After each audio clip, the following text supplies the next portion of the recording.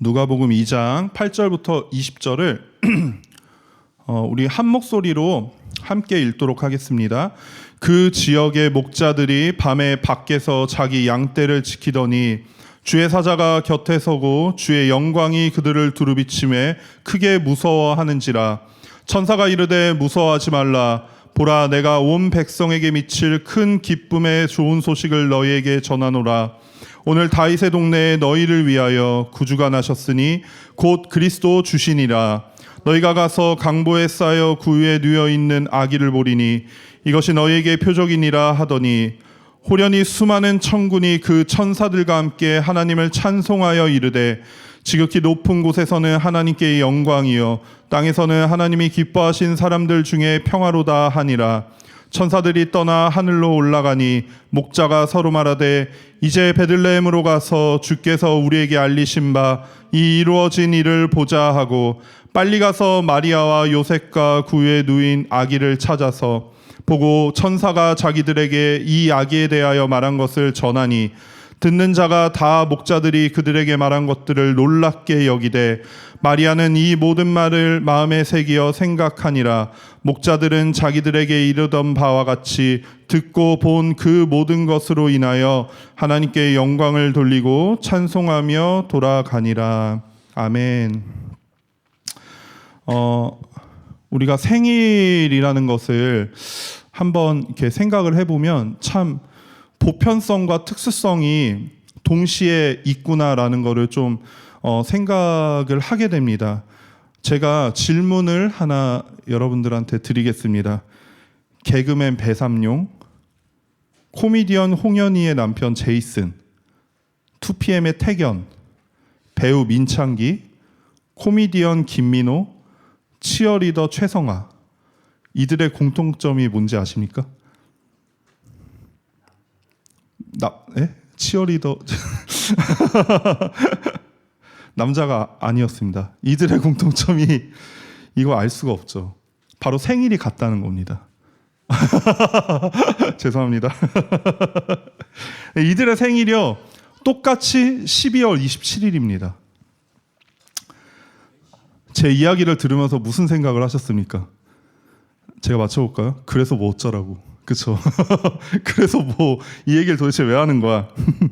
그런데 여기에 한 명이 추가가 됩니다. 누구냐면요, 우리 주일학교 꽃미남 연시우. 그 시우가 추가가 돼요. 우리 시우의 생일도 12월 27일이잖아요. 그러면 앞에서 생일이 12월 27일인 사람들을 얘기했을 때는 뭐 그래서 뭐 어쩌라고 했지만 우리 시우가 추가됨으로써 어떻게 되죠? 12월 27일이라는 소리를 들었을 때 진짜? 우리 시우 생일인데 선물을 뭐 해주지? 케이크를 사줘야 되나? 어떻게 축하해주지? 이런 생각들이 막 들잖아요. 그러니까 사실은 12월 27일 날 생일인 사람들은 굉장히 많아요. 세상에 엄청나게 많습니다. 진짜 뭐 셀 수도 없이 많겠죠. 그런 굉장히 흔한 보편적인 날임에도 불구하고 나에게 의미가 있는 어떤 한 사람이 그날에 태어났다라고 하면은 그 날은 내가 평생 기억하고 평생 축하해야 되는 굉장히 중요한 날이 되는 거죠. 그래서 시우가 제 삶에 없었다면 저한테 12월 27일은 그냥 뭐 지나가는 수많은 날들 중에 하나였겠지만 시우와 함께 신앙생활하고 같은 공동체 가족이 됐기 때문에 저한테는 평생 잊어버리면 안 되는 그런 굉장히 특별한 날이 된 겁니다. 그러니까 생일이 가지는 보편성, 이것들이 어떠한 관계에 의해서는 굉장히 특수한 특수성을 이제 띠게 된다라는 거죠. 아무 의미 없던 날이 굉장히 특별한 날로 바뀌는 겁니다. 오늘 본문도 세상에 흔한 누군가의 탄생이 아니라요, 반드시 기억하고 기념해야 할 탄생을 성경에서 말씀을 하고 계십니다. 바로 잘 아시다시피 예수님의 탄생입니다. 오늘 본문을 보시면요, 천사들이 목자들 앞에 나타납니다. 8절에 보시면 그 목자들은 밤에 자기 양떼를 지키고 있던 자들이었습니다. 그런데 갑자기 9절에 주의 사자가 곁에 서고 주의 영광이 그 목자들을 비추었다고 말씀을 하십니다. 그랬더니 그들이 굉장히 크게 무서워했어요. 왜냐하면은 구약에 하나님을 본다는 건 곧 죽음을 의미하기 때문이죠. 하나님은 너무나 거룩하신 분이시기 때문에 죄인인 사람과는 함께 하실 수 없잖아요. 그러니까 구약의 개념으로 봤을 때 하나님이 나와 함께 하신다라는 건 곧 나에게 죽음의 공포가 다가오는 것과 똑같다는 거죠. 하지만 바로 천사가 그들에게 말합니다. 10절 천사가 이르되 무서워하지 말라 보라 이렇게 얘기를 하고 있어요. 무서워할 필요가 없다. 천사는 두려움의 존재로 온 것이 아니라 목자들과 인류 전체에게 큰 기쁨이 되는 놀라운 복음을 전하러 왔기 때문입니다. 여기서 무서워하지 말라 보라 할 때 보라로 해석된 헬라어가요 이두라는 건데요. 이 뜻이 단순히 보라라는 의미도 있지만요. 주의를 환기시키고 다른 것을 바라보지 말고 굉장히 어떤 중요한 한 지점에 집중해서 보라는 의미의 주목이라는 뜻이 있어요. 그러니까 지금 목자들이 하나님의 임재에 굉장히 두려워 떨고 있잖아요. 그런데 보라라고 말하는 거는 그거보다 훨씬 더 중요한 일이 있으니까 두려워할 필요가 없다. 두렵겠지만 두려워할 필요가 없어. 더 중요한 일이 있다. 그 두려움에서 벗어나서 가장 중요한 걸 바라보라라는 말씀이에요. 그 중요한 게 뭐냐? 바로 10절 중반부터 나오는 온 백성에게 미칠 큰 기쁨의 좋은 소식이라는 겁니다. 이 소식은 한 가정의 기쁜 소식이나 뭐 한 지역의 기쁜 소식뿐만 아니라 온 백성, 즉 온 세상을 뜻하는 온 세상이 받을 큰 기쁨의 소식이라는 거예요. 이스라엘뿐만 아니라 이방인을 포함한 모든 사람, 모든 민족에게 미칠 큰 기쁨의 소식입니다. 그래서 11절에 오늘 다윗의 동네에 너희를 위하여 구주가 나셨으니 곧 그리스도 주시니라. 바로 예수 그리스도의 탄생이었습니다. 큰 기쁨의 소식이 바로 예수님의 탄생이었어요. 우리를 위해서 구주가 나셨습니다. 여기서 구주로 번역된 스테르, 헬라어 스테르는요, 질병이나 위험으로부터 누군가를 구하다라는 뜻이에요. 그러니까 그런 뜻을 가진 어떤 헬라어 소조에서 온 명사로 구원자라는 뜻이죠. 누구를 건져내는 자, 구해내는 자, 회복시키는 자. 그러니까 이 단어는 구약에 빈번하게 등장하는 하나님의 명칭이기도 합니다. 즉 영원한 구원자이신 분이 태어나셨는데 그 분이 곧 하나님이시기도 하다는 말씀입니다. 곧 그리스도 주시라. 헬라어로 크리스토스 퀴리오스. 즉 이것을 그대로 해석을 하면요, 기름 부음 받은 주님이다. 기름 부음 받은 하나님 그분이시다. 이런 의미예요. 그 말은 지금 태어난 아기가 바로 구원자, 즉 메시아이시고 동시에 하나님 그분이시다라는 것을 의미하고 있어요. 그러니까 너무나 기쁜 소식이죠. 하나님께서 이 땅에 오셨대요. 그렇게 고대하고 기다리던 메시아가 드디어 탄생을 한 겁니다. 얼마나 기쁩니까? 그런데 저는 이 말씀을 들으면서 이런 생각이 들었어요. 과연 이것이 정말 기쁜 소식이었을까? 과연 이것이. 왜냐하면요, 그 시대를 살아가는 목자들에게 과연 이것이 기쁜 소식이었을까? 천사들이 나타나서 온 세상이 기뻐할 너무나 큰 기쁨의 소식이라고 전달을 했는데, 그런데 하루 벌어 하루 살기 바쁜 그들한테 뭐 예수님의 탄생이 그렇게 기뻤을까요? 당시의 목자들은요, 그 농업 경제에 중요한 역할을 하는 자들이었지만, 근데 아이러니하게도요, 목초지와 물을 찾기 위해서 양떼와 함께 이동하는 유목 생활을 하였기 때문에 매우 고된 직업이었고요. 자연스럽게 사회적인 고립을 초래할 수밖에 없는 그런 직업이었어요. 계속 돌아다니거든요. 변방으로 돌아다니고 사람이 없는 곳으로 돌아다니거든요. 그리고 직업 특성상 수많은 동물들의 배설물, 피, 시체들을 접해야 되잖아요. 그러니까 어땠죠? 유대 사회에서 요구되는 모든 청결 의식을 지킬 수가 없는 직업이었어요. 그러니까 목자라는 직업은요, 자연스럽게 사회적으로 배제되는 직업이었고요, 종교적으로도 배제되는 직업이었단 말이에요. 그들이 원해서가 아니라 목자라는 직업을 갖고 있었기 때문에. 그런 그들한테 메시아의 탄생이며 뭐 그리스도니 뭐니 하는 것들이 정말 기쁜 소식이었을까라는 겁니다. 마치 예수 그리스도께서 당신을 위해서 죽으시고 부활하셨습니다라는 이 복음의 소식이 오늘날 믿지 않는 자들한테 그렇게 기쁜 소식이 아닌 것처럼 말이죠. 오히려 메시아에 대한 기대와 소망은 유대 지도자들한테 더 있지 않았을까요? 왜냐하면 그들은 말씀을 통달했잖아요. 구약을 통해서 예언된 하나님께서 자신의 백성과 맺으신 언약을 성취하실 약속된 구원자, 그 구원자를 보내실 거다라는 기대가 있지 않았을까요? 그 예언의 성취에 대한 희망이 있지 않았을까요? 그렇다면 이 천사와 하나님의 영광은 예루살렘의 유대인들 앞에 나타났어야 된다는 거죠. 그런데 변방의 들판에서 양떼를 치던 목자들한테 나타났단 말이에요. 하나님의 말씀이 어떤 말씀인지 제대로 알지도 못하는, 그 예언이 뭔지도 모르고 그 성취가 무엇을 뜻하는지도 모르고 미약하게나마 그냥 나지막하게 들어서 그냥 알고 있는 어떤 유대 왕이 나실 거래 라는 정도만 알고 있었던 그런 목자들에게, 그들에게 천사가 나타나서 예수 그리스도의 탄생을 알렸습니다. 그리고 기쁜 소식이라고 했다는 거죠. 상식적으로는 성경에 능통하고 예언의 성취를 고대하고 기대하는 예루살렘의 유대인들 앞에 나타나셔야 됩니다. 그리고 너희가 고대하던 그 구주가 나셨으니 가서 경배하라, 이렇게 말씀을 하셨어야 된다는 겁니다. 그런데 사실 오늘 본문에는 나타나 있지 않지만 그리스도의 탄생의 기쁜 소식은 사실 예루살렘에도 전달이 됐습니다. 마태복음 2장에 보시면요, 그 유명한 동방박사 이야기가 나옵니다. 동방박사를 통해서 예루살렘에 그들이 유대인의 왕을 찾으러 왔습니다. 어디 계십니까? 라고 그들이 예루살렘으로 찾아갔어요. 그랬더니 헤롯 왕과 온 예루살렘이 난리가 났어요. 다 뒤집어진 거예요. 유대의 왕이 나셨다고 하면서 다 뒤집어진 거예요. 그래서 헤롯 왕이 이 성경에 뭐라면요, 헤롯 왕과 온 예루살렘이 듣고 소동했다, 이렇게 표현을 하세요. 소동했다.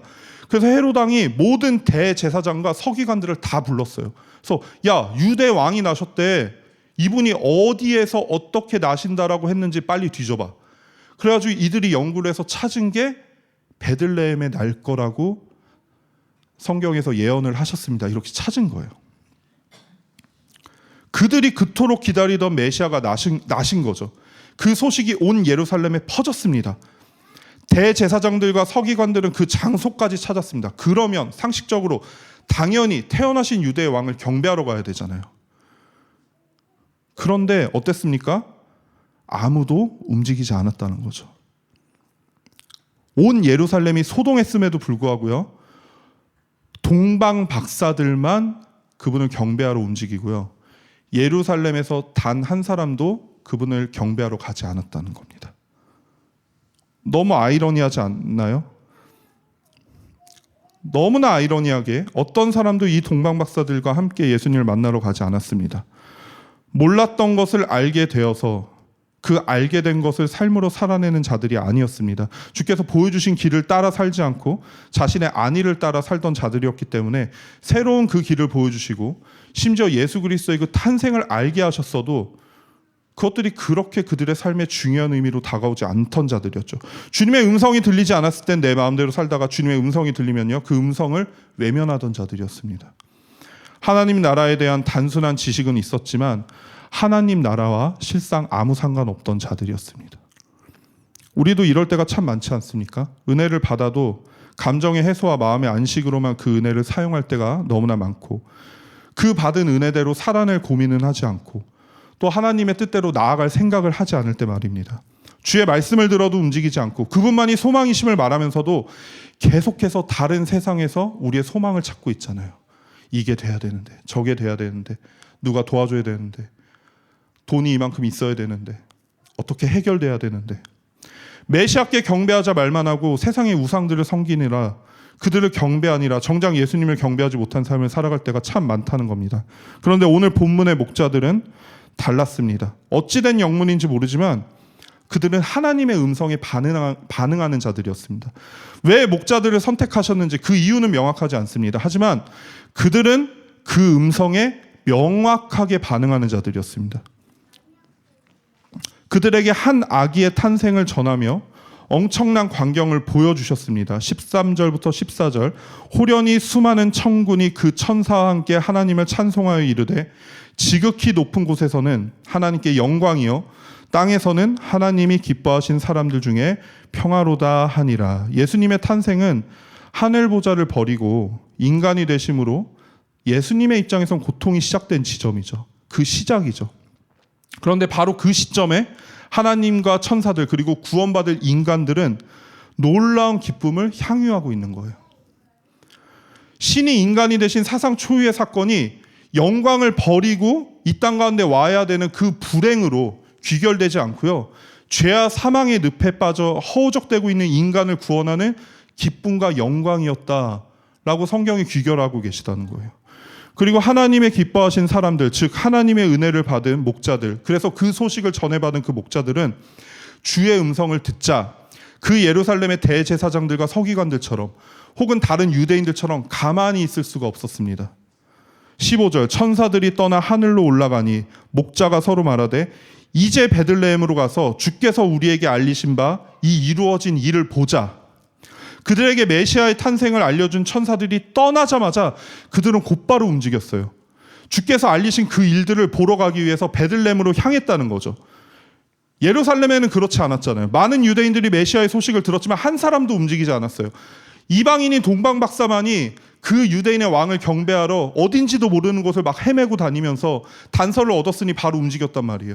정작 유대인의 왕으로 오신 예수 그리스도를 유대인들이 찾지 않고 있었죠.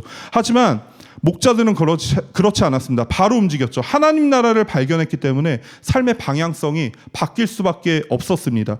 그들에게도 움직이지 못할 명분들이 굉장히 많았을 것입니다.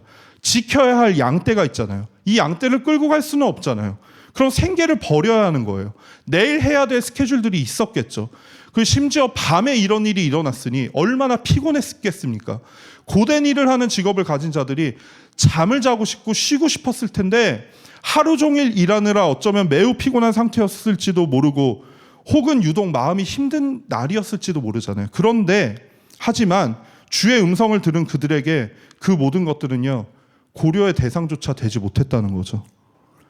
하나님 나라를 소유한 자들의 특징입니다. 하나님 나라를 소유한 자들은 그들에게 하나님은 관념의 존재가 아니라 가장 실제적인 존재이기 때문입니다. 그분의 일하심이 그 어느 것보다 중요하고요. 그분과의 동행이 세상 어느 것보다 더 중요하다는 거예요. 지금 오늘 본문에서 목자들이 그걸 보여주고 있는 거죠. 마치 예수님을 떠났던 제자들이요 자신의 모든 생업들을 다 버리고 그냥 그렇게 철없게 뒤도 안 돌아보고 어떠한 그런 생각도 없이 떠났던 것처럼요. 예수님을 따랐던 것처럼 지금 목자들도 그러합니다. 그들에게 메시아는 저 멀리 떨어져 있는 종교적인 이상향이 아니라 지금 현재 도래한 진짜 현실이었습니다.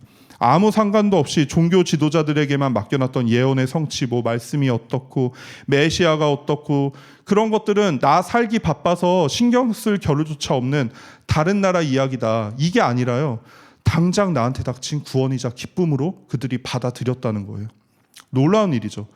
어떤 그들의 결단과 의지 이전에 분명히 하나님의 은혜와 그분의 강권적인 그 사랑이 있었기 때문에 가능했겠지만 너무나 판회하게 다른 그런 장면을 예루살렘과 이 목자들이 보여주고 있잖아요.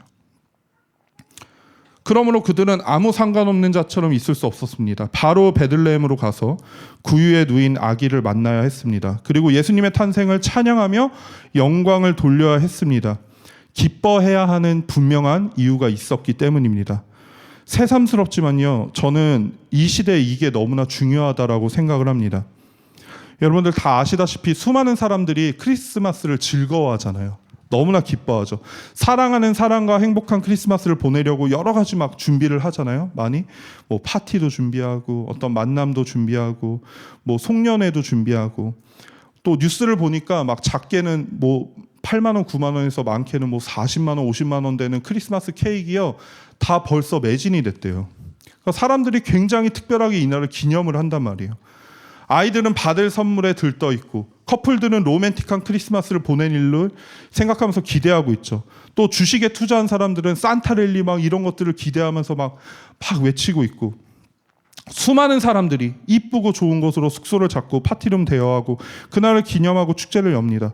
너무 좋습니다. 저도 이런 것들 너무 좋아하기 때문에 그런 것들 나쁘다고 말하고 싶지 않습니다. 이제 얼마 뒤면 크리스마스잖아요. 22일이니까 3일 뒤면. 그러면 사람들이 막 메리 크리스마스 메리 크리스마스 할 거 아니에요. 믿는 자든 믿지 않는 자든 메리 크리스마스 메리 크리스마스. 그런데 우리가 생각은 한번 해봐야 된다는 거죠. 여러분 아시다시피 메리 크리스마스가 즐겁게 그리스도를 예배하라는 뜻이잖아요. 그런데 사람들은 어떤 의미로 사용하고 있습니까? 정말 예수님을 예배하기 위해서 그 메리 크리스마스를 외치나요? 아니죠. 나의 상황과 나의 감정을 예배하기 위해서, 숭배하기 위해서 메리 크리스마스를 외치고 있잖아요. 마치 영어로 휴일이 홀리데이인 것처럼. 근데 원래 홀리데이는 뭐죠? 잠시 내 삶의 일을 멈추고 거룩한 하나님 앞에 나아가는 그 틈을 얻는 날이잖아요. 그게 홀리데이인데 지금은 그냥 휴일로 사용되고 있는 것처럼 말입니다. 세상의 사람들이야 그럴 수 있죠. 크리스마스가 어떤 의미인지 모르고 그냥 뭐 다 즐거워하니까 나도 덩달아 즐거워할 수 있죠. 그런데 우리 믿는 자들도 그럴 때가 많다는 겁니다. 우리의 성탄에 그 주인공이신 예수님이 계시냐라는 거죠. 연말 분위기에 휩싸여서 낭만적인 정치에 빠져서 왜 크리스마스가 기쁘고 즐거워야 하는지 그 이유와 목적은 다 잊어버린 채 그냥 교회 행사며 파티며 즐기기에만 급급한 건 아니냔 말입니다. 그런데 특별히 오늘 본문이 우리에게 말씀하시는 그 정말 중요한 의미가 있는데 뭐냐면요. 오늘 본문의 목자들은요. 오늘날의 현실과 정반대의 현실이었어요. 기뻐하며 즐거워하기에는 상황이 굉장히 좋지 않았다는 거예요. 오늘날 그냥 무지성으로 크리스마스를 즐거워한다면요. 이때는 아무도 그날을 기뻐하지 않는 그런 상황이었습니다. 읽지는 않았지만 7절에 뭐라고 말씀하시냐면요. 첫 아들을 낳아 강보에 싸서 구유에 뉘었으니 이는 여관에 있을 곳이 없음이러라. 예수님께서 태어나신 곳이요. 너무나 협소한 구유에서 태어나셨어요. 그리고 12절에 너희가 가서 강보에 쌓여 구유에 뉘어 있는 아기를 보리니 이것이 너희에게 표적이니라. 이렇게 말씀을 하셨어요. 그리고 16절에 빨리 가서 마리아와 요셉과 구유에 누인 아기를 찾아서 그 작은 몸 편히 누이실 곳이 없어서 동물의 먹이를 주는 여물통에 누워 계셨던 예수님. 가장 낮고 천한 곳에 계신 예수님은요. 가장 낮고 천한 곳에 계신 그 자체가 메시아의 표적이었다. 이렇게 성경 말씀하신단 말이에요. 메시아의 나심의 분명한 증거가 가장 낮고 천한 곳에 계심이 되어서 똑같이 세상에 소외되고 사회적으로 종교적으로 소외된 낮고 천한 목자들에 의해서 가장 먼저 목격되십니다.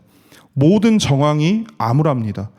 분명 온 세상에 미칠 큰 기쁨의 좋은 소식이다라고 했는데 상황은 그렇지 않았던 거죠. 가장 화려하고 가장 웅장하게 그 어마어마한 왕국에서 태어나셔가지고 모든 사람들의 경배를 받고 세상 모든 민족들의 그 왕들이 그 앞에 와서 무릎을 꿇고 예수의 나심을 경배해도 모자라잖아요. 그분의 영광은, 그분의 임재는, 그분의 나심은, 그분의 구원은, 그 복음은.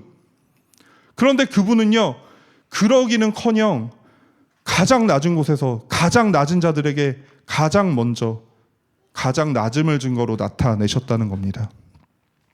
오늘날 예수님이 안 계셔도 세상이 떠들썩하게 기쁘고 즐거운 상황인 것과 너무나 대조적입니다.